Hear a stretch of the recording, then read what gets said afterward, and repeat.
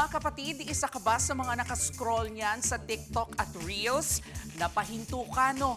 Pero napatanong ka ba kung ano ba itong mga lalaking sumasayaw ng nakatopless sa Tondo, Maynila? Well, hindi lang po ito palabas. Yan po ay bahagi ng lakbayaw. Isang tradisyon na mas matagal pa sa social media. Ang salitang lakbayaw ay galing sa lakbay at sayaw. Isa po itong paglalakbay ng pananampalataya sa galaw ng katawan. Para maintindihan po natin, kailangan mag-throwback sa kasaysayan.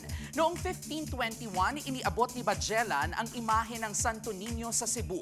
Ito po ang pinakaunang Kristiyanong simbolo sa Pilipinas. Simbolo ng pananampalataya na siglo ang dinaanan at patuloy pa rin nabubuhay sa puso ng mga Pilipino. Ito pa nga, pagdating ng mga Kastila, lumaganap ang debosyon. At isa sa mga naging sentro nito ay saan pa ba? Di sa Tondo, Maynila. Dito nagsimula ang lakbayaw. Pagsasayaw bilang panata, hindi po bilang viral trend. Fast forward sa ngayon, sumasayaw na ang mga lalaking nakatopless sa kalsada. Marami rin naman pong mga grupo na sumasayaw na magarbo ang kasuotan at talaga namang pinaghandaan. Bukas po sila magpe-perform.